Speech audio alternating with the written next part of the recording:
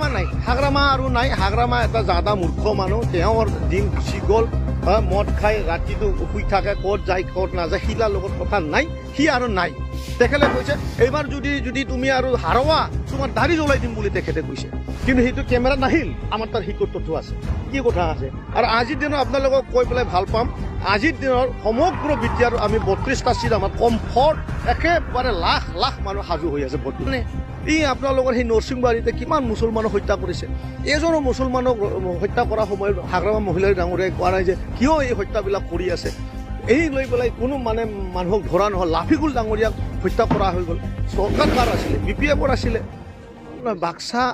Baksa district বুলি ক'লে আমাৰ 6টা কনষ্টিটুৱেঞ্চি আছে, আৰু সেই 6টা কনষ্টিটুৱেঞ্চিৰ মাজত আমাৰ যিহেতু আমি আপোনালোকে সকলোৱে জানে যে সন্মানীয় প্ৰমোদ বড়ো ডাঙৰীয়াৰ নেতৃত্বত যি সময়ৰ পৰাই চৰকাৰ গঠন কৰিছিলে, আৰু চৰকাৰ গঠন কৰি উঠিয়ে প্ৰথম বছৰত 2021 চনৰ ছেপ্টেম্বৰ মাহৰ পৰা আমি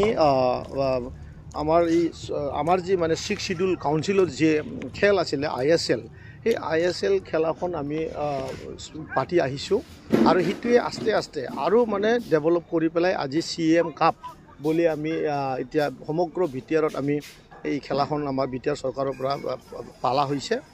নহয়, নমিনেট MCLAটো পিছৰ কথা। তেখেতসকলক আমি প্ৰথমতে 6জন আমি কেণ্ডিডেট তেখেতসকলক দিছিলোঁ, কাৰণ BTRত বহুখিনি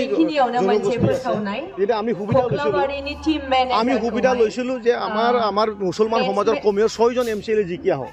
কিন্তু দুৰ্ভাগ্যজনক কথা যে আমাৰ মুছলমানসকলে যেতিয়ানে নিৰ্বাচন আহে তেখেতসকলে মনৰ যোনটো ষ্টেমিনা, মনৰ যোনটো নিজৰ জাতিটো লৈ পেলাই যোনটো ষ্ট্ৰেংথ থাকিব লাগে, তেখেতসকলে এই ষ্ট্ৰেংথত থাকিব নোৱাৰে। আৰু তাৰ কাৰণে তেখেতসকলে আজি বিভিন্ন মানে দলত মানে খিচিৰি মিচিৰি হৈ পেলাই তেখেতসকলে আমাৰ এই বড়োলেণ্ড অঞ্চলৰ আজিলৈকে এজনে MCLA জিকিব নোৱাৰে। নমিনী নিদিয়াৰ কথাটো তেনেধৰণৰ, আমাৰ এই অঞ্চলত 26টা জনগোষ্ঠী আছে বেছি কৰি থকা। এই 26টা জনগোষ্ঠীৰ ভিতৰত আমি মাথো 2জন নমিনী দিবলৈ সুবিধা পাওঁ। যিহেতু ফাৰ্ষ্ট অপশ্যন 6টা কেণ্ডিডেট দিয়াৰ পিছত তেখেতসকলে এজনো জিকিব নোৱাৰিলে, বাকী যি জনগোষ্ঠী আছে, নেপালী সম্প্ৰদায়, থাৰ্ডত বাঙালী আছে, তেখেতসকল আদিবাসী ভাইসকল আছে, সেইবিলাকক লক্ষ্য কৰি পেলাই আমি তেখেতসকলৰ পৰা নমিনী দিয়া হৈ গ'ল। কিন্তু এইবাৰ আকৌ নিৰ্বাচন আহে, যে সকলোৱে জানে ছেপ্টেম্বৰ মাহত নিৰ্বাচন হ'বলৈ গৈ আছে। 100% এইবাৰো বহুত মানে মুছলমান আমাৰ লিডাৰসকলে বা যুৱসকলে এইবাৰো আমাৰ UPPLৰ পৰা টিকেট পাব, এইটোতো কনফাৰ্ম হৈ আছে। গতিকে এইবাৰ মই আপিল কৰিছোঁ যে মুছলমান ভাইসকলে, যিহেতু আমি বাৰে কৈ আছোঁ যে আজি সময়ত UPPL দল হ'ল মুছলমানৰ দল, মুছলমান আৰু বেলেগ দল হ'বই নোৱাৰে।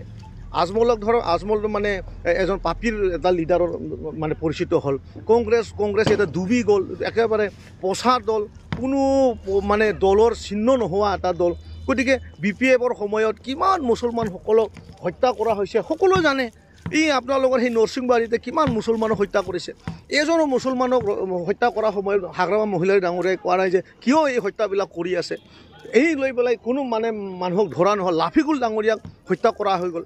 চৰকাৰ কাৰ আছিলে? BPFৰ আছিলে। তে এতিয়া আমি কৈছোঁ এই মিডিয়াৰ থ্ৰুৱেদি যে মুছলমান ভাইসকল, জনাবসকলক কৈছোঁ, মোল্লাসকলক কৈছোঁ যে এই সময়ত মই বড়ো ল'ৰা আপোনালোকৰ সেই টুপি লগাই পেলাই কৈছোঁ, এই সময়ত মুছলমানক মৰম কৰা বা মুছলমানক ভৱিষ্যতৰ আগবাঢ়ি নিয়া দলটো হ'ল UPPL দল। এৰে উদাহৰণটো আপোনালোকে গমেই পাইছে। অলৰেডি আমি 5টা ডিষ্ট্ৰিক্টত আমি কি কৰিলোঁ, হজ ভৱন আমি অলৰেডি ষ্টাৰ্ট কৰিছোঁ। বহুখিনি আঁচনি মুছলমানবিলাকৰ কাৰণে লোৱা হৈ গ'ল। মছজিদবিলাকক এতিয়া 2 লাখ টকা দিয়া ষ্টাৰ্ট কৰিলে। এইবিলাক এতিয়া মুখেদি ক'লেতো নহয়, এটা বাস্তৱৰ ৰূপায়ণ হ'ল। মুছলমানবিলাকৰ কবৰস্থান, মুছলমানবিলাকৰ মছজিদবিলাকৰ এটা মানে মছজিদৰ নামাকৰণ কৰা নাছিলে বা মাটিৰ পাত্তা দিয়া নাছিলে। আজি আমি মুছলমানবিলাকৰ কবৰস্থান আৰু ঈদগাহ ফিল্ড, আমাৰ মছজিদবিলাকৰ যিগিলা মাটি আছে, আমি এতিয়া খোলা বাজাৰত মানে বিকা নিচিনা মানে দিয়া নিচিনা দি আছোঁ। অপেন মানে চাৰ্কল অফিচত আমি কি কৰিছোঁ, মেলা পাতিছোঁ। মেলা পাতি পেলাই কৈছোঁ মুছলমান লিডাৰবিলাকলৈ আহক, আজিয়ে লৈ যাওক, আজিয়ে দৰখাস্ত দিয়ক, কালিয়ে লৈ লওক। আমি এই ব্যৱস্থাটো কৰিছোঁ। গতিকে মাটিৰ সমস্যাটো চবতছে ডাঙৰ সমস্যা আমাৰ BTR অঞ্চলত। এতিয়া কোনো পৰ্যায়ে মাটিৰ আৰু সমস্যা নাই, চব মানুহৰে সমান অধিকাৰ। গতিকে আগন্তুক দিনত সকলোৱে আমাৰ প্ৰমোদ বড়ো ডাঙৰীয়াৰ চিফ বনোৱাৰ কাৰণে কোনো মানে লেফ্ট ৰাইট কোনো পিছফালে কোনো মানে লেতেৰা কথা শুনিব নালাগে, কোনো ধৰণৰ কথা শুনিব নালাগে, চব ট্ৰেক্টৰৰ ছবিত ভোট মাৰিব একেবাৰে 32 লাখ মানুহ এক চাইডে ট্ৰেক্টৰৰ ছবিত মাৰিব লাগে। বিজেপি আমাৰ লগতে দল, বিজেপি NDA দল, বিজেপিৰ লগত আমাৰ মিত্ৰতাত খেল চলিব। যেনেকৈ ইয়াতে CM চলি আছে, ইয়াত আমাৰ বিজেপিৰ ভাইসকলো আছে, ইয়াৰ আমাৰ UPPৰ ভাইসকলে আছে। এটা মৈদানত যেতিয়া থাকে চব মানে হেৰিয়ে থাকিব। আগন্তুক আমি দিহিৰা সমষ্টি গ'ল দিয়াৰ কাৰণে যুঁজি আছোঁ, কিন্তু আমাৰ বিজেপিৰ ভাইসকল ইয়াত খেলি আছে। গতিকে এইবিলাক চলি থাকিব, আমি NDA হিচাপত থাকিম। NDA বুলি কোৱাৰ পিছত প্ৰমোদ বড়ো ডাঙৰীয়াই চিফ হ'ব, আৰু বিজেপিৰ যেতিয়া আমাৰ এছেম্বলিত যেতিয়া ছিগমেণ্টৰ ইলেকশ্যন হ'ব, হেমন্ত বিশ্ব শৰ্মা ছাৰে CM হ'ব। ইয়াত আৰু কি আৰু আলোচনা কৰিব লগা আছে? ইয়াৰ বিতৰ্ক কৰিও লাভ নাই, এটা কেলকুলেশ্যন কৰিও লাভ নাই। স্পষ্ট কথা, এজনো যদি জিকে UPPৰ, এজনো যদি জিকে সি প্ৰমোদ বড়ো ডাঙৰীয়া হ'ব, আৰু প্ৰমোদ বড়ো ডাঙৰীয়াই চিফ হ'ব। গতিকে ইয়াত আৰু কি কথা আছে? আৰু আজিৰ দিনত আপোনালোকক কৈ পেলাই ভাল পাম, আজিৰ দিনৰ সমগ্ৰ বিটিয়াৰ আমি 32টা চিট আমাৰ কমফৰ্ট একেবাৰে লাখ লাখ মানুহ সাজু হৈ আছে ভোট দিবলৈ। ৰঞ্জিত দাসে 18খন আসনৰ বাবে যুদ্ধ 18ত কিয় 39টাত কৰিব লাগিব, সকলোৱে 40টাত কৰিব লাগিব। যুদ্ধটো হিচাপ কৰি যুদ্ধটো কিয় কৰিব লাগিব? তাই যিমান পাৰে নিজৰ দলটো ষ্ট্ৰং কৰাৰ কাৰণে এক্সাৰচাইজটো কৰি থাকিব লাগে। আৰু গণতন্ত্ৰৰ দেশত সকলো অধিকাৰ আছে, আৰু আমি সেইটোৱে বিচাৰিছিলোঁ।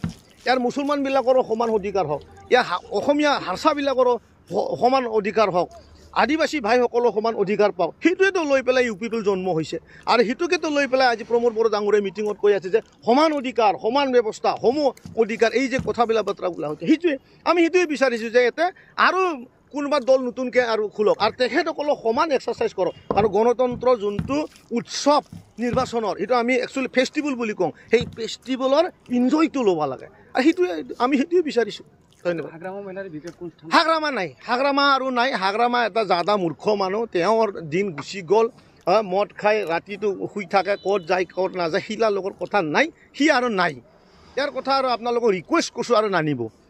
ই এজন মানে মদ খাই পেলাই ঘৰত বহি থকা ব্যক্তি, বেয়া বেয়া কথা কয়। মুছলমানবিলাকক কৈছে সিদিনাখন, মৌলানা কোনোবা এজনক ক'লা, এই দাড়ি থাকিলে কি হ'বহে, দাড়ি জ্বলাই দিম বুলি কৈছে তেখেতে। আৰু কেমেৰা অফ কৰাৰ পিছত তেখেতে কৈছে এইবাৰ যদি তুমি আৰু হাৰোৱা তোমাৰ দাড়ি জ্বলাই দিম বুলি তেখেতে কৈছে। কিন্তু সেইটো কেমেৰাত নাহিল, আমাৰ তাৰ সেইটো তথ্য আছে। এইটো মানে আপোনালোকৰ মিডিয়াত নাহিল, কোনোবাই কাট কৰি পেলাই দি দিলে। আৰু আমি কি কৈছোঁ যে বড়ো বা কোনোবা জনগোষ্ঠীৰ যে মানুহসকলে যে জইন কৰিছে, তেখেতেও কি কৈছে, যদি হাৰে চেণ্ডেলৰ মালা পিন্ধাম। আচ্ছা, ইমান মানে ননচেন্স আৰু ইমান মানে কমন চেন্স নোহোৱা মানুহজনকো আজি হাগ্ৰামা বুলি পৰিচয় দি থকাটো মিডিয়াবিলাকৰে বিৰাট ডাঙৰ ভুল বুলিও ভাবোঁ। অৱশ্যে আপোনালোকক ক'লে আৰু দায়ো লাগিব, একো বেছি ক'বও নোৱাৰোঁ। কিন্তু মই অন্তৰে ভাবোঁ, কিয় বা মানে হাগ্ৰামাক মানে আপোনালোকে উঠাই আনি পেলাই আমাৰ আগত দাঙি কৰি থাকে, য'ত নেকি আমি পাহৰি যাব খুজিছোঁ। বিটিআৰৰ ৰাইজে পাহৰি যাব খুজিছে যে ইয়াত আৰু হাগ্ৰামা বুলি বস্তু নাছিলো, নাইও। কাৰণ অতীতটো মনত পৰিলে অলপ দুখ আহে, নাহে কি নাহে? এতিয়া মুছলমান ভাইবিলাককে যদি নৰসিংবাৰীৰ কথাটো বাৰ বাৰ কৈ থাকিব, লাফিগলৰ কথাটো যদি বাৰ বাৰ কৈ থাকিব, মনৰ আঘাতটো আহে না, দুখটো আহে না। তো সেই বস্তুবিলাক ওলাই থাকিব নালাগে, মই অনুৰোধ কৰিছোঁ। তেখেতে কৈছে যে হাৰিলে চেণ্ডেলৰ মালা পিন্ধাম।